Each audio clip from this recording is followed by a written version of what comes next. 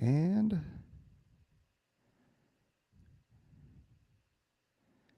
we are live. Hey Oh everybody, no. welcome back to the One's Ready podcast, live edition. Maybe working through some technical difficulties. That's why we're 2 minutes early or a minute early. So much for time on target. But a push time is It's a push time, and if it's you're a plus or little bit minus early, 30 then seconds anyway. yeah, whatever. So, uh, so appreciate you. We figured we'd do it a little bit different today just because Trent's not able to be with us today because he's on the road, and then um, basically we don't have a guest. So we figured we come on here and rap about a couple different topics and then answer some questions that you guys throw into the chat. So make sure you throw some questions into the chat and we'll address them as best we possibly could. Yes, ones is almost ready One's uh, yeah. to It's yeah. elite stands, but Somebody the yeah. other day somebody typed like once ready, like ONCE ready, and I thought that was the best play on words, right? Like if that was an old guy joke, congratulations, you hurt my feelings. No big deal. Once I was ready. Once I was ready. Yeah, so you brought up a good topic last night when we were talking about what we wanted to chat about, and one of them was combat mission support. Yeah. Mission support. I can't speak this morning. So there are within special tactics and even the ASOSs, the Air Support Operations Squadrons, there are a lot of different Air Force specialty codes or AFSCs that help us do what we're able to do. And we couldn't possibly do it without them. I know back in the day, by back in the day, I mean, 80s, 90s, the PJCCT used TACPs used to be everything. Like they were not only the ones going out and doing the mission, but they also handled finances, they handled logistics, supply, vehicle maintenance, and all that kind of stuff. And then we found that we were really terrible at it and we were getting way too busy. Yeah. So the Air Force decided to start fielding different AFSCs to help support us so that we can focus on the mission, focus on training, and not have to worry or mess up, vehicles and other things.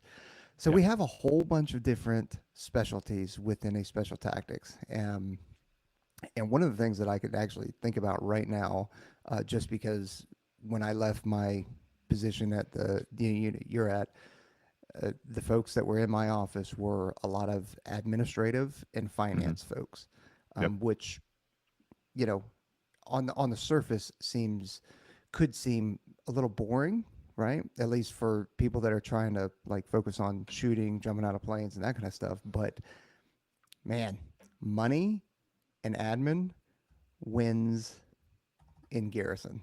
Like there's no question about it. Yeah, They 100%. And so we actually just had a name change, right? So we've been changing names a lot. Combat Mission Support, or CMS, is now called Special Warfare Mission Support. So we refer to a crap ton of AFSCs when we call it Special Warfare Mission Support. I don't know what the number is, and it's changed over the course of my career, but it's something in between like 10 and 20 operators, or I'm sorry, 10 and 20 support people just to help, like to actually make one operator worth of mission go, right? Like, so you have an operator that has all of these things that they need to do. Something that is completely different about what it is that we do inside of special warfare is that you don't have to go outside the building to do anything. And I was trying to explain this to somebody the other day back when I was a phys tech, way back in the day. Seems like a lifetime ago because it was more than 15 years now.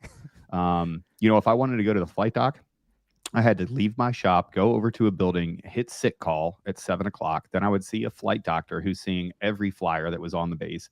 Then if I had an admin function that I had to change, I had to go to, at the time it was called the orderly room, but it's your, personnel section. So then that was at a different spot. And then if I had an injury and I had a PT that I needed, or if I wanted to talk to somebody about something, I had to go like to all of these places on base.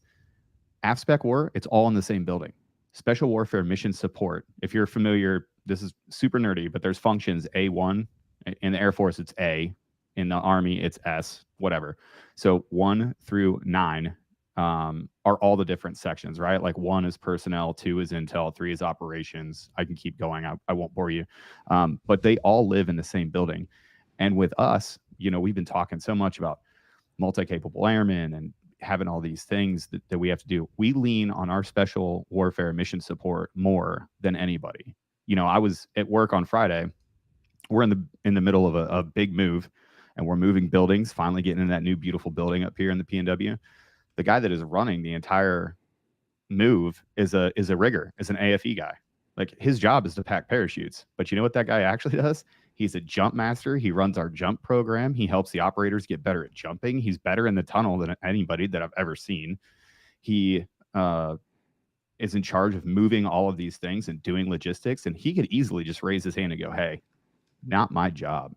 You know what I mean? And he is like, special warfare mission support is a killer inside of the AFSPEC war community. And there's a bunch of different AFSCs, like Peaches was saying, but we lean on those men and women super heavily, and they are awesome. They are what makes the squadron run. When you guys get into the squadrons, you'll realize, that Rose. Do you remember Rose, when you first got to the 2-2? She was an A1. She was running A1. No, She's she had actually left before I okay. bounced in there, but I had heard stories about her, but just in the way that, like, people talked about how amazing was she. I mean, she was writing speeches. From what I understand, she was writing speeches, and she was hired. Like, she wrote a speech for Chief of Staff of the Air Force, General Brown, Yep. and then I want to say she got hired for something like that because of the speech she wrote for him. It was so good, or something like that. It's a true story. You always have those people in the squadron, and I mentioned, oh, what's up, Taylor Starch? I always mention, there's a guy that works at the office right now. He's a vehicle guy. I shouted him out yesterday on the podcast. I'll say it now, but Chris is one of those guys. It doesn't matter what his AFSC is. The guy is a mechanic, right, by trade. He got into the Air Force to be a mechanic, but when he got to ST, he realized that he can do so much more. He drives our boats. He can clear a machine gun. He can shoot. He can move. He can communicate. He can pretend that he's an Op 4 guy. He can do maintenance on small boat engines. He can set up when they deployed last year. They joked when they got back, because his deployed location, they basically he became the mayor of the camp. He was the guy that knew how to do everything. And when you had a question, and by the way, he's an E5. He's at his second assignment around these operators. And when I have a problem, I look to Chris. I'm like, "Hey man, can you help me with this?" Like, I don't even pretend that I know more than that guy. And that's what we expect from our special warfare mission support. So I'm gonna pivot into something here. I know that we're all gonna make it, right? You're all Spartans. You're gonna either die or you're gonna make it, or you're gonna come home with your shield or on it. And I know, and I don't have a plan B, bro. I got plan A, and that's it. And we say it ourselves, burn the boats, never come back, right? Like, I get it. But I'm just saying that if you want to be like, maybe AFSPEC war isn't for you, right? Or being an operator, being one of the 1Z career fields, maybe that's not for you, but you still want to be an AFSOC and you still want to serve on that side of the fence. Man, being a special warfare mission support person, being a pro at what they do, amazing. This is a new update too, so we'll tell you a little bit, but AFE, they are now all J-coded billets, meaning if you're an aerial flight equipment person, so if you pack parachutes and you look at aerial flight equipment on the AFSOC side of the house, you will go to jump school, both airborne and free fall. It's inherent in their job now. Like, you volunteer for that duty that just happened, and you obviously get special pay for that. So imagine, if you want to be, let's say you want to get in the Air Force, and what you want to do is you want to work in ST or at the rescue, and you want to go jump your face off, rigger, go be an AFE guy or gal. And I'm sending people all the time. I got people lined up to go to airborne right now. Most of my AFE are going to be jump masters by the end of the year. Like, how badass is that? And they're usually better jumpers too, just because Way they better, can focus. dude. They can focus on it, and Yeah, this is why it's important for AFE or riggers to be jump qualified, is because when you're packing a chute and then I come back and I explain, like, hey, it did this or did this, they know from a packing standpoint what that means, but to actually feel it and experience it helps them out and helps the end product. So it's not like, oh, we're just trying to create a jump club or something like that. It right. is helping them understand what is going on. And that's the one thing that I like about, Sticky and Blake and those guys, Yeah. and that whole shop, because they are not only teaching and instructing you know, jumping and parachuting stuff, but they're talking about the theory of jumping and the theory of how all of this works. Like they're going PhD level into what it means to do airborne operations. So Yeah. you had covered two things on there that I want to make sure that I ping a little bit as a chief does on their soapboxes, right? You got a So caveat to the yeah, I got a piggyback. caveat Would it with the behoove me commander to said. listen to you? Yeah. Hey, doggone, Hey man, that guy's awesome by the way. He nails the sergeant major. dude, he really God, does. he nails the sergeant major. He nails it Yeah, so bad. doggone, get off Hey, my grass. hey, hey, PL, who's your doggone PL? Oh man, it's amazing. So good. Anyway, so you had talked about like if you can't do special warfare, then go be special mission support, right? So that is a great point because we, especially me, and I'll say it right now, like I'm the coach, I'm the cheerleader or whatever, like I'm sitting here trying to be positive for everybody, but Right. the reality is not everybody's going to make it. Everybody that's, whether they're in the chat, whether they follow us on Instagram and they're trying out for it, if they've got sons or daughters in the pipeline, if they have like aspiring people, not everybody's Hmm. going to make it, because if it was, we wouldn't even exist because we would be at 100% manning and that so Yep. many people would do it. So the reality is the, not everybody's going to make it that's listening, which is fine. That is okay because it is definitely not for everybody. So I want to put that out there because oftentimes we don't really acknowledge that, but that is Right. a true statement. And a lot of people, like I had mentioned that in the Discord before, and it was kind of like like, oh yeah, there's 400 of us in this Discord, or maybe it's 600 now. I don't know. That's more people than in the career field. There Yeah, are more people. There are more people in that Discord than there are active duty PJs. right. That's what I'm saying. So, hey, guess what? Not everybody's going to make it. Okay. Yeah. The other part of it is, and I know that we keep talking about it, so I'll just lightly touch on it. But the whole multi-capable airman, Hmm. you talked about Perry, right? We've Hmm. talked about Blake, Sticky. We talked Hmm. about Adriana. We've talked about all these other people, and I know we're talking about one unit, right? Right. But that is across the umbrella, and I don't think I have ever heard, well, that's not my job Not one at time. all. Nope. And that speaks to their character, it speaks to their training, it speaks to the type of person that they are that we're recruiting and stuff like that. But never have I heard, well, I do SARMs or I Hmm. do admin or I do supply. Hmm. I don't do driving the boats. I don't do pulling in parachutes. Nope. I don't do op four or Right. opposing forces. Like that's not what I do. No, every single one of them's like, dude, get me on that boat. I can't wait. Yeah. I'll tell you what. I'll say the only thing that I've ever had to say to some of our SWMS, the Special Warfare Mission Support cats and dogs, is like, why are you doing this? Somebody will bring a problem to my office, and I'm like, why is this a you problem? What do you why are you doing this? You know what I mean? They actually take on too much. You actually forget. For if I didn't know better, I'd have no idea that Sticky was even a rigger because of all the things that he does in The guy's every a unit. stud. Yeah, every unit has a Sticky. Every unit has a Chris Perry. Every unit has one of these people that it's just they're the one. They're the answer. They're the glue. And as you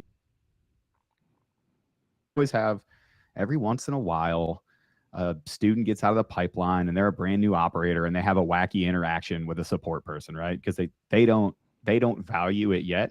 But every single old guy, it takes about, I don't know, maybe one assignment to where you start like violently protecting those people. Like if I hear that somebody went down to supply and got like a little bit poo poo with one of the supply people, mm-mm, you will get a direct visit from me, and we're going to talk about that because those people crush themselves for this unit. And oh, by the way, they don't have to.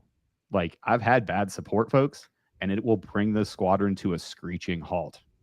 Screeching halt, Yep. man. Any of those career fields will are so imperative to the success of the unit. Mm-hmm. Well, So and if you just think, we were talking through the sections earlier, but our intel shop, oh yeah. you just for exercises and stuff, the things that they can do with geospatial intelligence and actual, human intelligence and all these other things. Like, I don't. You could talk crap about whoever you want, Intel has killed more people than anybody on the face of the planet. I'm sorry. Like, those are the people that are like, hey, you see this packet of people? All these people got to go. And you're just like, okay, well, where do I find him? They're like, he's right here. And you're like, okay, are we going to get blown up? They're like, no, go in from this backside. And you're like, oh, word. Okay, Yeah. well, I'll talk to you when we get back then. They're like, okay, thanks. Those But people are, they that's get it. just like the soft truth, though. The SOCOM soft truth, is Yep. that, most special operations require non-soft support. Like, that is why we have them, and that is why we lean on them so heavily. Mm-hmm. Hey, Joseph, you said, thanks for the resources you guys provide. I'm currently on IFT practice number 3. Just finished my run, prepping for the pool.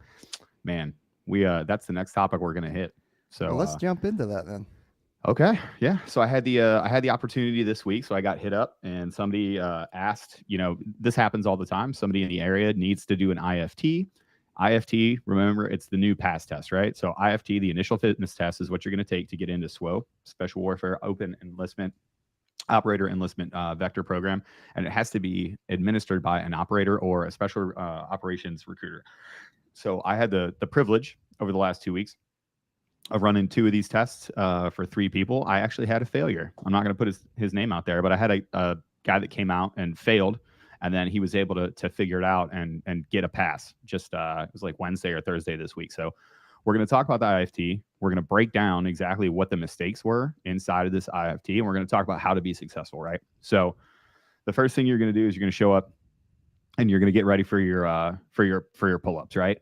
So we've already talked about this, and you can go check out the IFT. We had an IFT, CFT, OFT episode, right? So it was the initial fitness test, the candidate fitness test that you're going to take down at the Special Warfare candidate course, and then the OFT, the Tier 2 fitness test, is what we all take inside of AFSPEC War, right? So the IFT, you show up and you start with pull-ups. So we talked about all these standards before. I didn't see anything too terrible on the pull-ups. They were actually pretty good. You guys just have to remember, when you're training, you have to be able to pull that bar to about your collarbone at the very minimum.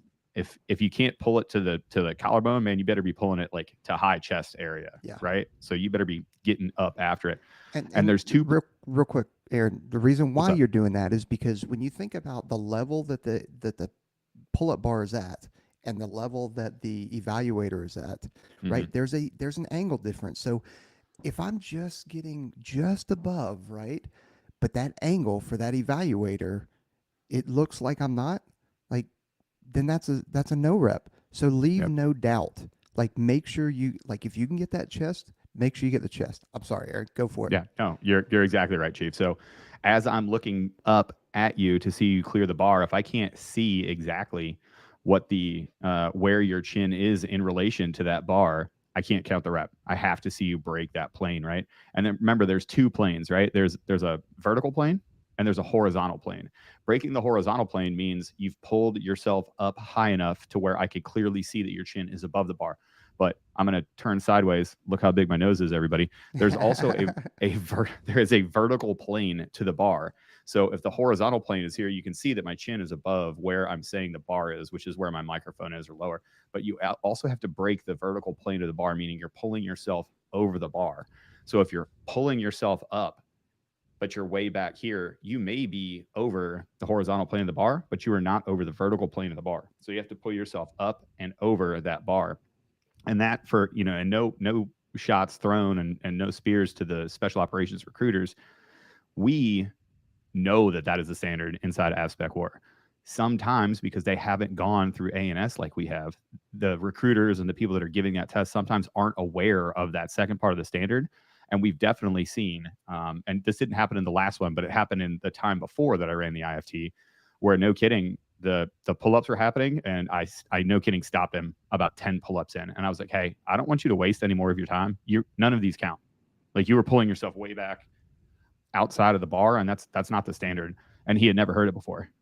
He was like, I did not know that I had to do that, and we had to like retrain him to no kidding. He ended up coming back the next day and passed it just fine because he had a million pull-ups. He was just doing them incorrectly. So you're going to do the pull-ups, right? So You get your brief. There's a whole narrative that you read. Go to appspecwar.com if you guys are getting ready to take the IFT. They, no kidding, walk you through everything that you need, to include printing your packet out. You can print out the score sheet. You can look at the narrative. You can get instructions on how to do it, and I urge you to do it. If you want to be a professional, start acting like a professional and go get the resources. You'll get 2 minutes of rest from the pull-ups and then into the sit-ups. So the sit-ups are pretty simple, right? There's not a whole lot of form that you can mess up here. What I want to talk about is pacing. There's a couple different ways. It's a 2-minute exercise, right? I believe the minimum is 50 sit-ups. Somebody check me on that one. I could look. I was gonna say, man, I think right it's off the top of my 50. head. Yeah, I know. I think it's 50 just because I saw it last week. The pacing here is important. I see a lot of people coming out like super fast, and at 40 seconds or something, they'll have 30 or 40 sit-ups, and then it just drops off, like off a cliff. I would rather see you do a pull-up or do a sit-up every second or second and a half, and just do that the entire time. There's 120 seconds, right? So if you're doing a sit-up a second, that is 120 sit-ups in 2 minutes. That's solid. That is a hell of a number. If you slow that down to about 1.5 seconds per sit-up, you're still getting 80 sit-ups, 90 sit-ups for your 2 minutes. But So I would prefer, yeah. There's a reason why that's important. I think you're going to hit it. Yeah. Because you're managing your output. You're not burning out, and you're managing that stress through there. I would rather see you like a metronome, just bang, bang, bang, knocking them out. You blow right by the minimum, and then you start getting good numbers. We talked about like where we want to see numbers on the IFT. I think for sit-ups, we said like 70 plus. You should just be able to just kill that sit-up portion, right? And when you get done, you shouldn't be taxed, because now you're starting to you had all the rest in the world before the pull-ups, right? You did nothing other than your warm-up before the pull-ups. You did some pull-ups. Okay, we're getting a little bit warm. Now you're doing the sit-ups. Well, now you're starting to like, okay, now I'm putting out a little bit. I'm getting a little bit warm. You need to start really, really thinking about managing how much energy you're giving to this thing, right? Notice I'm not saying scurve on the test. I want to see you give me 100%, but I want to see you do it smart. I want to see you do it intelligently, right? So you get done with the sit-ups. The only things we see there that I saw on the test is I did give a warning about you. I hate this word, and I don't know why it's been going around, but you have to interdigitate your hands, meaning the webbing of your fingers has to touch. It's the dumbest word. I've literally never heard it before. Why not this interlock? week. Why they used to say interlock? I don't know, but K-Dub of all people, he knows it annoys me, and then he starts using it for everything. He's like, "Hey, everybody, just I need you to interdigitate over here," and I'm like, "That's not what that word means. Get out of here." But you have to keep your hands locked behind your head, and then you have to keep your hips on the ground at all times. So there is a habit of people as they rock back on the sit-up to lift their hips up in order to kip, right? So they bring their hips up off the ground, then they slam their hips in and they sit up. I did give a couple warnings for that. So pin those hips to the ground, pin the bottom of your feet to the ground, and like a metronome, back to your shoulder blades, up past 90, okay? No rest position and no stalling. So you can't stall at the bottom, you can't stall at the top. And this is what pacing is so important on the sit-ups. Again, you should just, try it out. Try to get, dial in a 30-second clock and try to see if you can get 20 sit-ups in that time, and then have a minute and see if you can get 40 sit-ups in that minute and hold that pace, that consistent pace. Because if you're doing 40 sit-ups in a minute, that's 80 in 2 minutes. You're raising some eyebrows with 80 sit-ups in 2 minutes. You come out and I'm running an IFT and you drop 80 sit-ups in a good solid pace, I'm starting to get excited at that point. Yeah. You also so got to watch out for your hip flexors too, man. You burn out those hip flexors. Yep. And you see it all the time. Hate to see it. But those hip flexors are done skis afterwards. Dunzo. Oh. Yep. So my two guys, they did great. Going through, and this is the first test that I'm kind of referencing and kind of walking you guys through. First test, good up until this point. The push-ups has a lot more room for error, right? Because people's body types, Peaches does push-ups differently than I do. I guarantee it. We just have a different body type. His arms are shorter. He's closer to the ground than I am. My arms, Because of my shoulder injury, I typically do like a lot of it's more of like a tricep push up. Like my elbows are not flared out at all. Like they're pretty much right off my lat. Um, but that doesn't matter. The standard is you have to come to a full locked position. This gets people all the time. Here's how you can tell if you're going up high enough. Go into a high plank. I want you to go into a high plank and just get tight, as tight as you possibly can. You're going to make your body a stiff board. Take note of what your elbow looks like. That is the full extended position, right? So if you're short stroking it, essentially, your elbow is not coming to a full out locked position.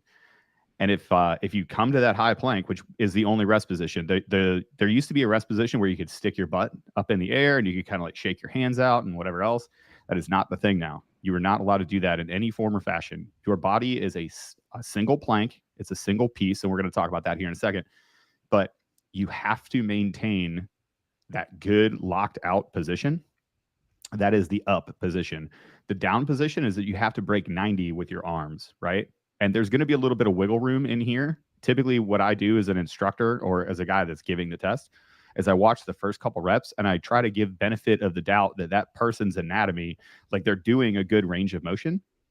It doesn't have to look like me. So the push-ups here are good. Some really common mistakes that I saw and that I didn't take any reps away, but it was really close on the second time that I gave this warning is short stroking it, not coming all the way up. And then your body has to move as a single piece. Okay. So what that means is that you are tight through your core. You cannot I'm over explaining a simple concept, but if my arm was my body here and this is my feet, you have to move as a single piece. You can't wave and have your hips move exactly. You can't have your hips move independently. Your hips can't lead on the way up and they can't lead on the way down. It has to be a single piece, right? Your head can be in a neutral position. Typically, if you're looking about 6 to 8 inches out in front of you, like not straight down, but just slightly out, that's typically what we mean by head in a neutral position. So didn't take any away there, but now we're really talking about how much energy are we expending?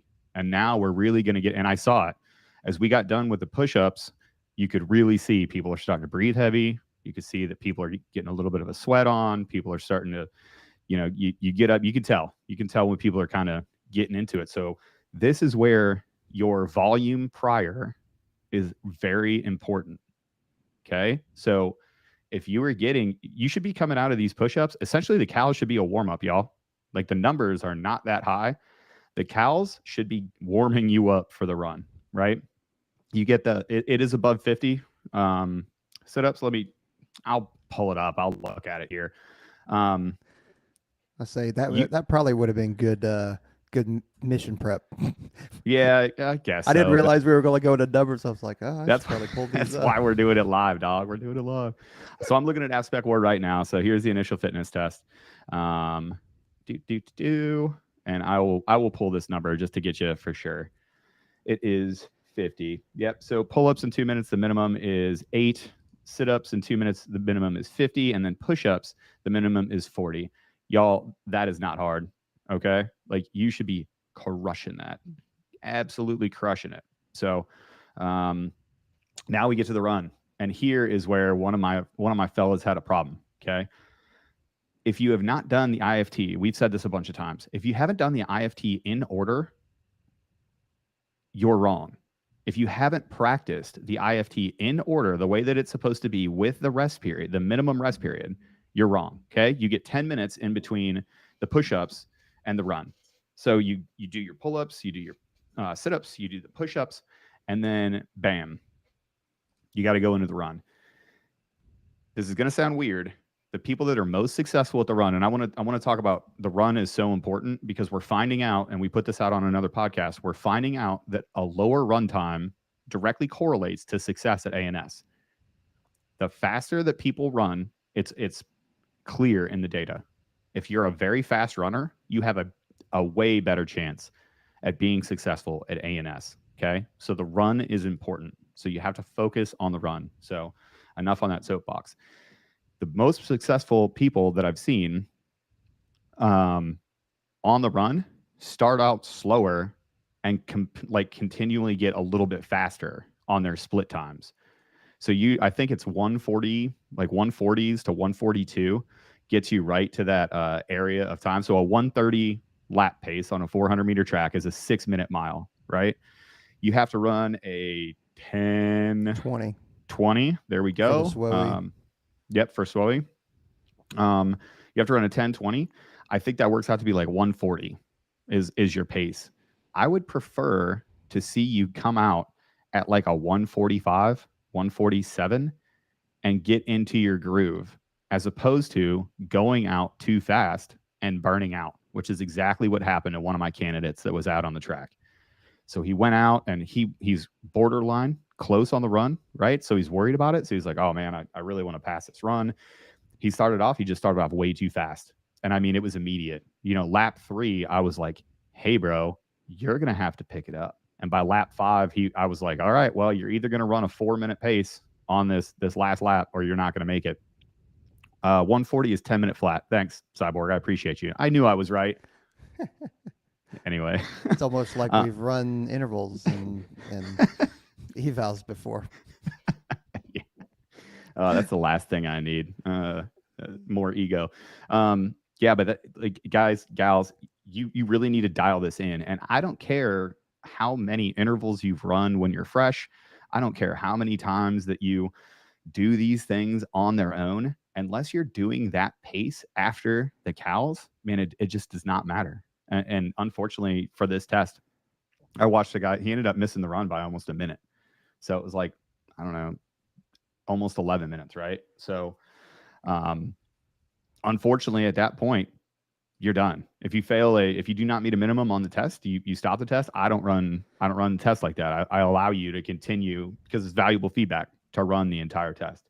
So for the run, it directly correlates to success at ANS, and it's important. And the IFT, you got to run the whole thing together. Okay. Oh yeah. Anything else on the run? No, I'm glad you said that though, because that was like I've given IFTs or what they were in the past with past tests, and somebody before I take the time to go out there and meet somebody in the morning and schedule the pool and all that kind of stuff, like I want to know where they're at. And I made my first mistake, and instead of saying like, hey, what is your final score, like have you put all this together, I basically said, hey, what are your numbers? And like, oh, I'm well above it. And then they'd fail the pass or the IFT, and I'm like, dude, what happened? And it turns out that they would just do pull-ups, they would just do push-ups, or they would just go run. And it's like, you never put you never did a mock test just to see where you're at, because this thing is designed to fatigue you. Like that. I mean, that's why sit-ups sit-ups and push-ups are before the run, because that's going to fatigue your core, fatigue your hip flexors, your back a little bit. Like, there are reasons why it's built that way. So make sure you're putting the test together and doing a mock test before you get into it. Right. Okay. Michael, I need you to do me a favor. You're just typing words and you're not like making a question out of it. So you're asking, does altitude matter? And then I asked altitude for what? And you're like coming down from acclimation to sea level. Are you asking me if you're training at 14,000 feet and going to sea level? Is that beneficial? Are you sleeping high? I did come down from Colorado Hall and notice a dramatic increase in my stamina. Okay. Oh yeah. So yeah. When you live, when you live and train high and then you go to sea level, yeah, it's physiology. You basically, when you're at altitude, you have to produce more red blood cells. You actually have more hemoglobin in your blood at altitude because you need more oxygen carrying capability. Because while the oxygen is still at 21% in the environment, it's the pressure. As we go up, pressure decreases. Pressure is how we get oxygen into our bodies. When you're at sea level, there's more things above you, which cause more pressure, which shoves oxygen in, which means your body doesn't need as many red blood cells. Therefore, when you train at altitude, more red blood cells, more oxygen carrying capability. When you come down to sea level, you have more, essentially, that's why your stamina felt better. You can carry a ton more oxygen. It's transitory. It's transitory, right? So what I think it takes like 6 weeks to acclimatize, to altitude. Like it takes you 6 weeks in order to produce and get up to those red blood cell numbers that are higher. But it does not take very long once you're at sea level to come back down to a normal homeostatic level. So there you go. Ooh, homeostatic. That is, I don't think I've heard that word before. Homeostasis, homie. So I should train in the mountains for the IFT. No, you should live in the mountains, and then you should take the IFT at sea level. Yeah, If you train high, and yeah, if you train, so it's like oxygen class. It's more physiology class, but it is oxygen specifically. So yeah, so the thing here, and Taylor starts this in here. He's way smarter than I am. He should engage here. But basically, you want to sleep high and train low. That's why the Olympic Training Center is at 6,000 feet in Colorado Springs. That's why they're up there. Anyway, so moving on. Brandon did have it right. That's pretty funny. Brandon said, like, now'd be a good time to talk about 18 Alpha Fitness, which would be. However, and I will say, hey, if you want 8 great plans, check out 18 Alpha Fitness. Use the code #1READY. But that's not actually our planned ad reads. Our planned ad reads are, let me bring them up real quick so I don't mess it up. That would be cardomax.com. Use the promo code #1READY to get you some of that energy. In fact, there's so much caffeine in it and it gets you going so much. Like, I'm not a pre-workout kind of guy. So if I were to take Cardomax before doing an IFT, I would probably have a heart attack. Not ideal. However, yeah, don't make that mistake. Yeah, absolutely. Yeah, and here's what else on the pre-workout thing too. After talking to the guy, he probably had too much pre-workout in his system. I don't recommend a whole lot of caffeine or pre-workout before any fitness test. Like, no. I want to go into that thing feeling as good as I possibly can. Everybody's had the experience where you took a little bit too much pre-workout and your heart rate is just jacked before you start. It's not a good thing. Because you're already nervous. I mean, it doesn't matter, dude. If I go out and I do an OFT right now, I'm nervous. And it's not because I'm nervous to pass. It's it's probably that competitive gene that is just deep rooted in me, is like, okay, well, I want to do better than I did last time, or I want to do better than the dudes that I'm doing it right next to, which has never been the case. I have never been #1 in any of the physical events that we've done. But like, man, I can't imagine taking some kind of pre-workout. But again, cardomax.com, promo code #1READY. And then if you do need some equipment, check out eberlystock.com.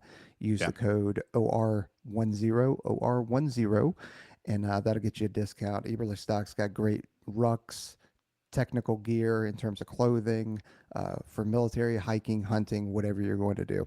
So definitely check them out.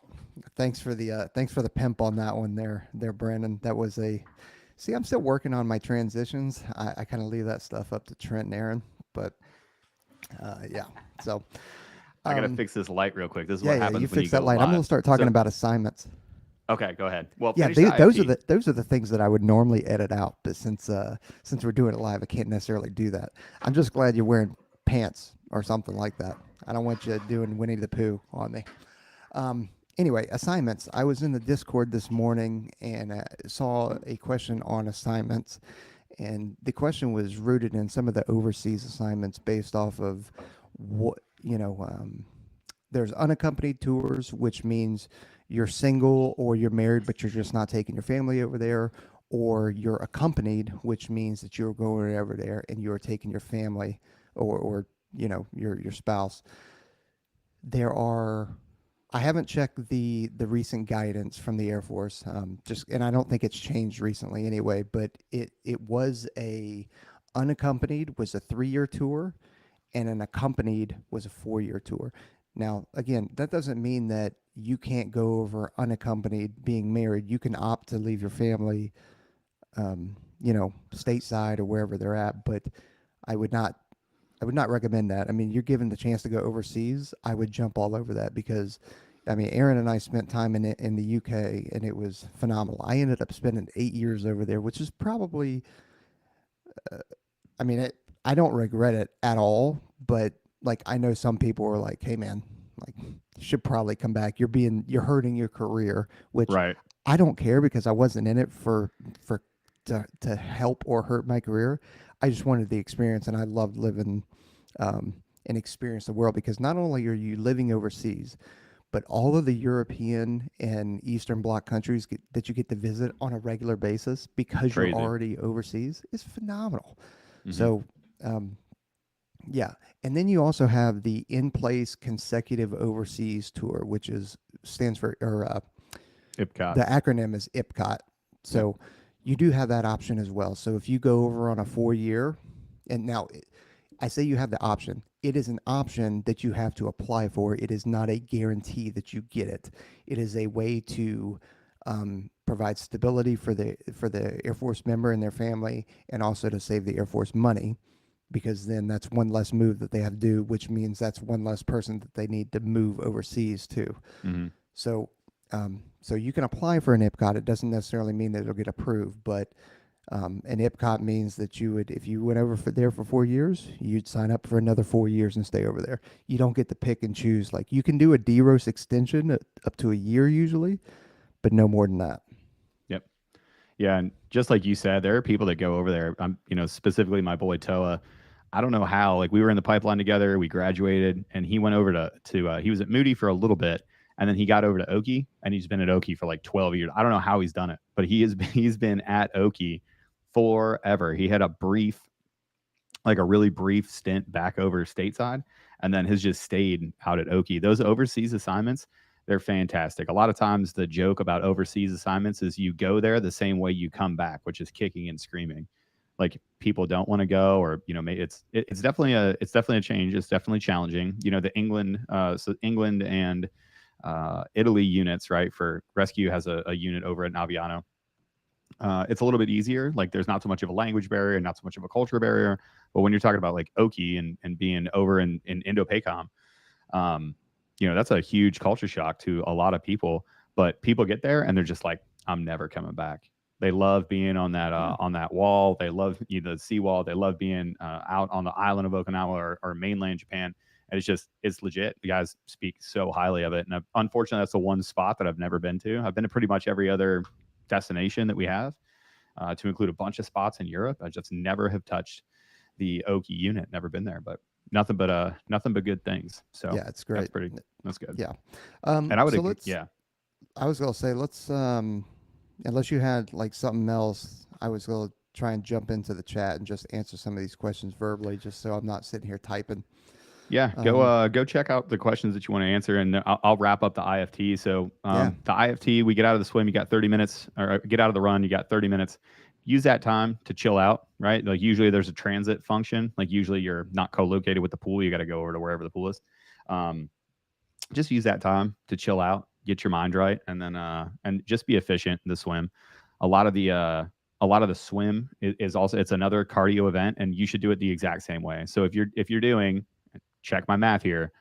If you're doing 1 minute per 50, there's 10 50s and a 500, 50 times 10. Okay. So far, my math is good. And if you're doing 1 minute laps, then you're going to swim a 10-minute 500. That is plenty of time. That gets you way under the minimum. The minimum for the swim, as I'm looking for it right now, is 15 minutes. It's 12:30 for PJ, CCT, TAC, PNSR. So just for SWO, so for Special Warfare Operator Enlistment, it's a 15-minute cap.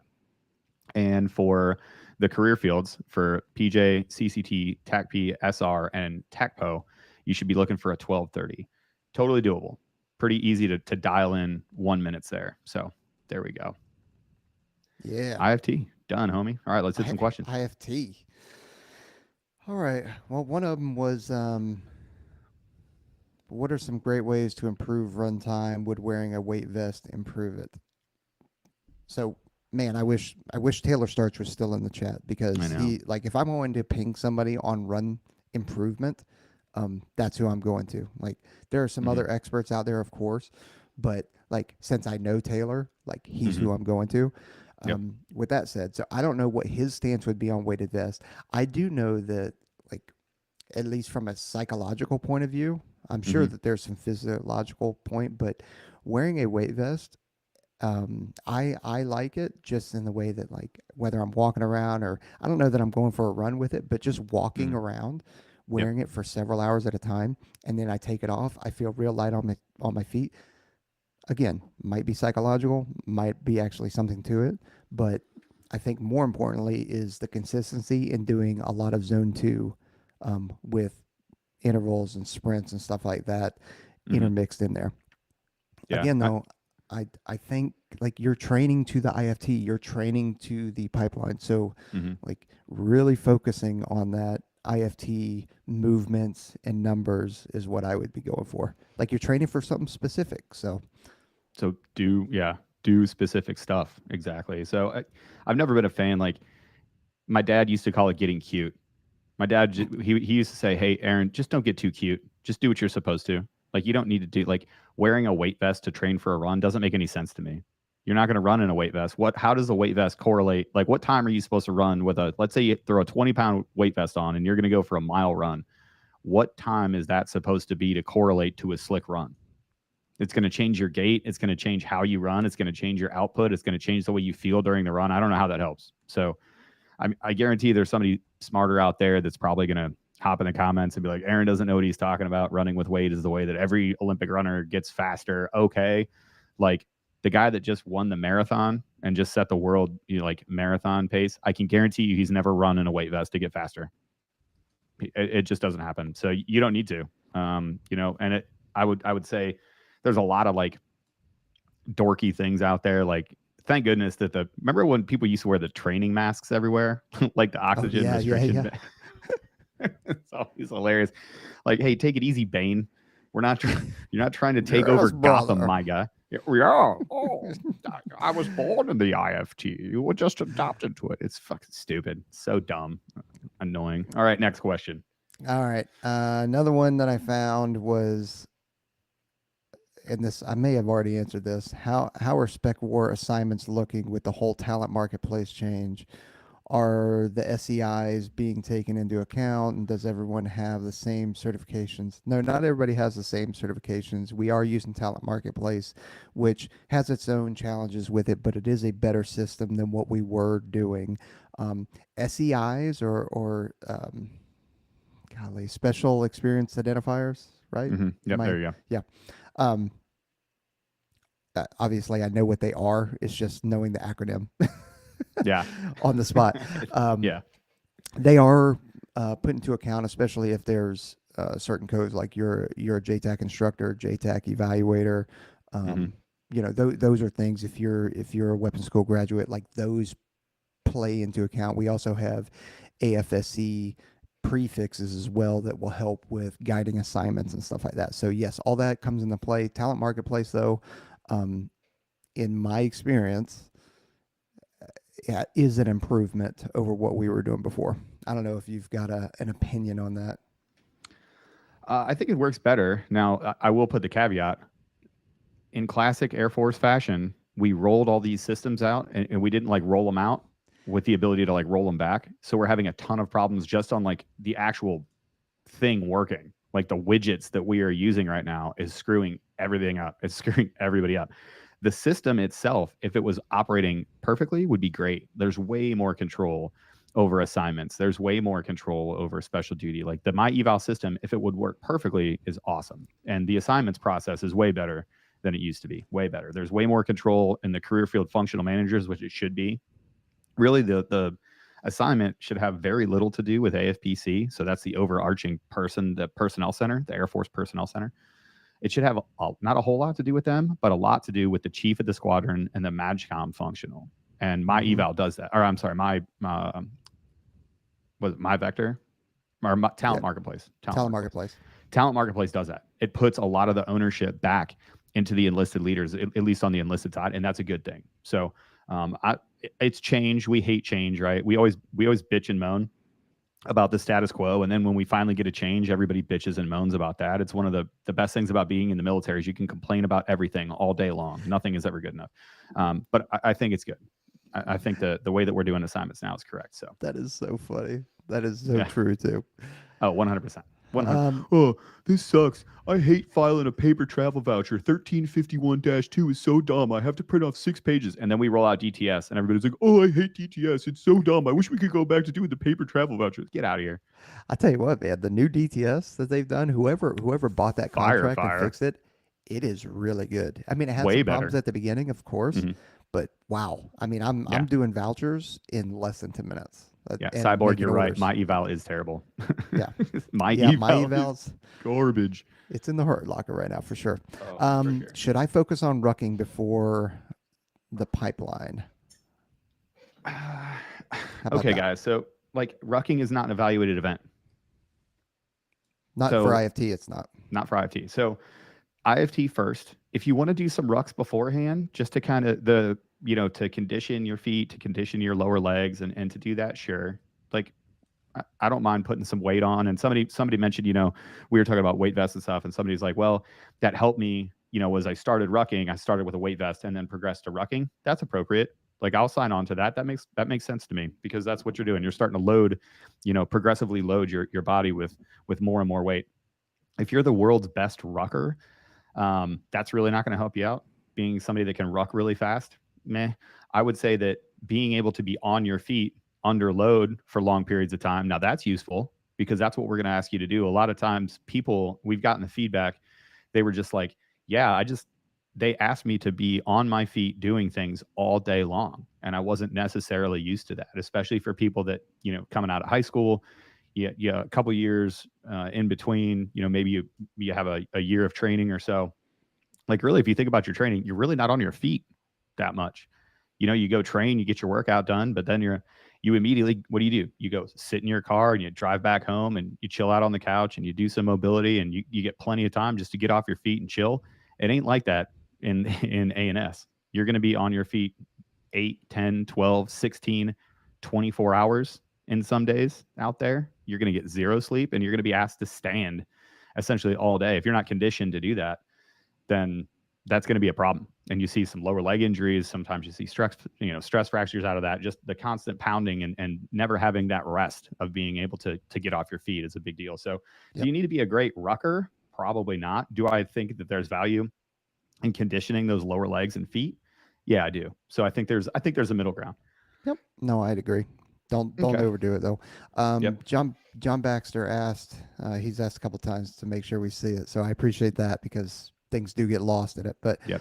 is the IFT the same for enlisted and guard, or I guess active duty and guard, Yep. or do they do their own fitness test? Yes, it's the same. The IFT is the IFT. OFT is the OFT. Yep. Now, that doesn't mean that when you find a guard unit that you want to be part of, right? Because that's what you're doing. You're not Hmm. necessarily going to a recruiter. I mean, you're going to go to a recruiter, right? But you find the guard unit that you want to, whatever the local one is for you, and you contact them, and then they're going to do a phone interview. They're going to talk with you. They're going to want to meet with you, Hmm. and they're probably going to put you through their own little assessment and selection, and that is on them. Like, they have every right to do that, and the reason why they have every right to do that is because once they hire you, they're hiring you off the street, Yep. so they're stuck with you whether And you they're pass hiring the you for pipeline or not. life. Yeah, Yeah, they're yeah, it's the same dudes. Like, those guard units, they're hiring you onto their team forever. yeah. So, and if you don't make it, like, that's an issue, and that takes up a spot for them. So yes, the to boil it down, yes, it is the same. So, Yep. um, if I Hey, already go I ahead. want to correct something, Ben. It does not take 3 years before you're able to retrain.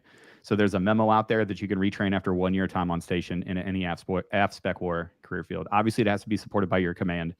But once you're trained out of the pipeline and you're at your duty station for 1 year, there's a memo out there that basically directs your commander to allow you to put your packet in to cross train.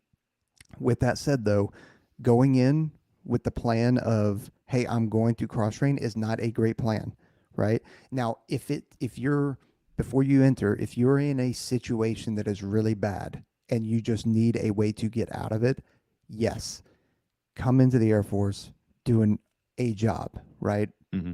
That doesn't have to be aspect war, especially if you're not physically ready.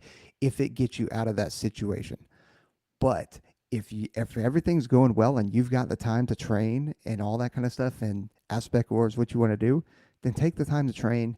Use that special operations recruiter. Use that development team to get you where you need to be, and then come in. Yep. So Yeah, and we say that all the time. Like, if you want to be a PJ, train to be a PJ, right? Like if you're like, I'm going to be a PJ, but I'm just going to do security forces first. Okay, well, first of all, you're pretty disrespectful to security forces that you're just going to go, oh, you're just going to go do this other job. You're going to be great at it, and then you're going to be a PJ. Like, have a little humility here. Like, we have people talk about it all the time, be like, yeah, I want to be a PJ, but then really, I just want to I want to go from PJ to CIA. Like, everybody is not RJ Casey, right? Like, RJ Casey is a unicorn of it. First of all, he's beautiful. He's a handsome dude. He's literally in movies. Shout out to Come Sit and Relax's dad. But not everybody is RJ Casey. Not everybody is a Navy SEAL astronaut doctor, right? Like, the fact that people still to this day will be like, well, I don't know what I want to do. I'm probably going to be a PJ. And then when I get, when I get a couple deployments and, whatever, I'm just going to go over and go to this unit or go to that unit. It's ridiculous. Like, if you want to do one of these career fields, focus on it, give it the attention that it deserves. Now, if you just want to get in and you're not sure that you're ready and you want to get in the Air Force because you want to serve in a different career field, okay, different conversation there. I support that, and you have it in the back of your mind maybe that you want to get some experience underneath you, and then you have it as an option down the road. That's probably a better way to phrase it. But these people that are just like, yeah, I'm just going to get in, I'm just going to do this other job for a little bit, and then when I'm ready, I'll just go over and do it. Like, will you though? Will you? Let me give you another question before I finish answering that one. If somebody already has a bachelor's degree or a master's degree, like, do they have to go in officer, or can they go in enlisted, and should they come in enlisted? And why don't you ping um, the not the cross train, the going from enlisted to officer real quick, and I'm gonna finish Okay. answering Yeah, I some of got it. these in the chat. Yeah. So I would say first, remember they're different jobs, guys. So when it's not just that you have a degree, it's what job do you want to do? You can do any job you want. You need a degree to be a special tactics officer or combat rescue officer, a TACPO. You have to. It's part of the commissioning process, right? So if you have a degree, a bachelor or a master's degree, and you want to do an officer job because it's a different job, they're different career fields. If that's the job you want to do, go ahead. If you want to be a PJ, if you want to be a combat controller, if you want to do SR, and you have a degree, you 100% can enlist and go for that. I'll tell you, it's fiscally irresponsible for you to have a degree and go as an enlisted guy because I've got a different take on that, but yeah, because officers are swimming in bags of money every day. But there you go. What's your take? my take is it depends on what you want to do. If you already Yeah. have a degree and you want to come in and you want to be a technician and tactical expert and stuff like that, come in enlisted. Mm-hmm. That's fine. You still have the option at 8 years, 10 years, 12 years to then go get those bags of money being an officer. And bags of cash. Yeah, and you still have the credibility. You still have the tactical experience. You still it only helps you. Yeah, you're going to fall behind when it comes to that progression as an officer, but I mean, you and I both know plenty of officers that were prior E's that did 10 Yep. years as an E, and now they're O5s. They're Yeah. commanders. Yep. So it is definitely doable, and it's not detrimental to your career or anything like that. And you kind of get the best of both worlds. That's my take on it. Yep. Yeah. And I don't disagree with you. Just keep in mind, like, again, you're going to have to go through another selection. Like, if you're going to be an enlisted guy, if you want to come in with that degree, or, a lot of times guys will get in, they get their degree and they decide to cross over. There's another selection. You're going back to the pipeline. You're going to earn every single bit of that officer pay through another pipeline. So, put that into your calculus there. It doesn't So, mean that you're going to have to go back through free fall or airborne or anything like that, right. but you're Yeah. definitely going to have to do some other stuff. So, Yep. let me see. Damn, man, there's so many questions I want to make because this will probably be our last one. We're at an hour now, so We'll go all right. forever, baby. Yeah, that's right. That's right, brother. It's right, brother. I got to look at my fantasy lineups. Hold on. Kick off on the East Coast. Let's see. I can't remember who asked this question, but if a work day runs long and you only have the option of getting enough sleep or getting an exercise, and which is sacrificial? How little sleep is acceptable? Would you abbreviate exercise? All right. So there's probably 1,000 different methodologies on this and theories on this and stuff like that. So I'm just based off, and I don't even know what Taylor Starch would say on this really, but Right. I do know that when I sat down with him on our last episode, he said, and I put a clip out there on it, so you'll have to find it, but it talks about um, the training you do today impacts the training that you're doing the next couple of days and a week from now. So if I go out there and I absolutely destroy myself, that that bank of energy or that bank of whatever is now impacted for the rest of the week. So I if I train my ass off today, I cannot train as hard tomorrow or Wednesday or Thursday, right? Because I just Hmm. crush myself. So that's why that maintaining that consistency. So there's so many variables in that in terms of like, okay, so how much sleep are you running off of? Like I really like my sleep, but at the same time, could I go out there and spare doing even if it's a 2 mile run, like just to Hmm. get something going at a Yep. zone two? How long is that actually going to take me? 15 Yeah. minutes, Not very long. 16 minutes, right? Yeah. So, or if I'm doing something, say long day at work, and I don't know what, like whoever asked this, I can't remember who it is, but um, I don't know what you do, but there in an hour, I can get make sure my math is right, 600 push-ups, right? If I do Hmm. every minute on the minute, I do 10 push-ups. That's it.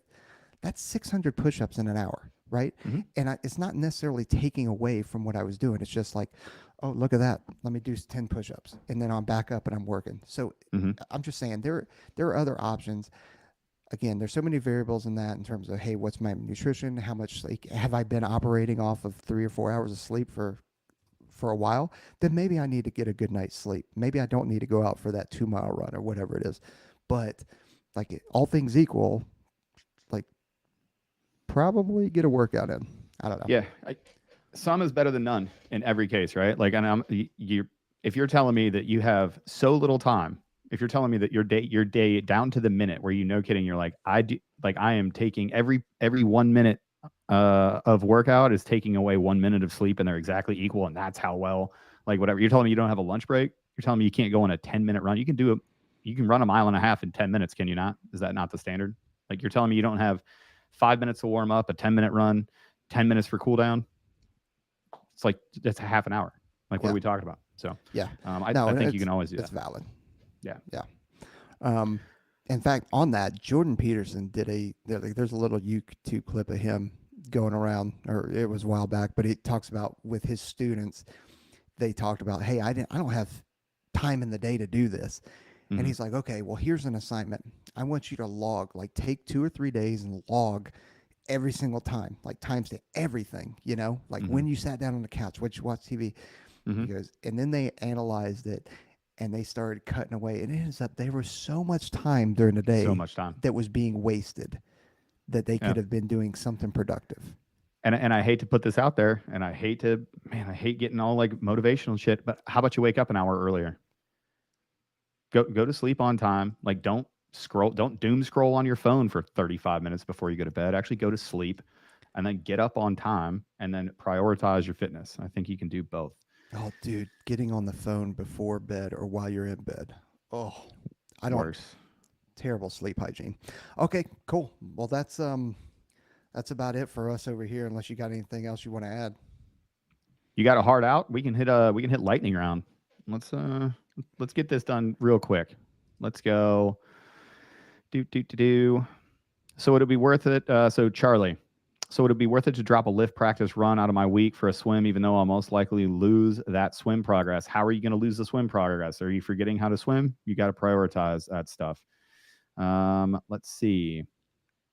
Do you, from Hayden or Haddon, I'm sorry. Do you guys think the current CFT is a good standardized test as far as job applicability goes? It doesn't matter what we think. There's a bunch of smart people that took like 5 years to figure out what it is, so they think it is, and you're going to do it. Moving on. Part of me is scared to get in the pool, says Charlie. It's just one thing I'm not good at. Well, you're going to have to get over it if you want to be in AppSpec war. Vickers, call me out, guys. I Okay, don't know. I you're think called out. maybe we called. I think maybe we answered one of his questions and called him out. I don't know.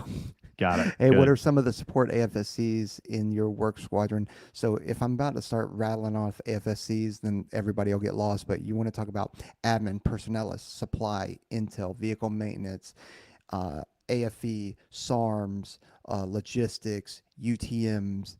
Uh, Computers, yeah, comms. computers, comms. Um, Yeah, IT support, resource advisors, Medical, personnelists, medical, yeah, doctors, all, physician's yeah, assistants. Like social workers, I want to say there's psychologists, strength and 30, conditioning coaches. Yeah, yeah, 32 or 34 different AFSCs within a special tactics squadron. So there's a yeah, lot.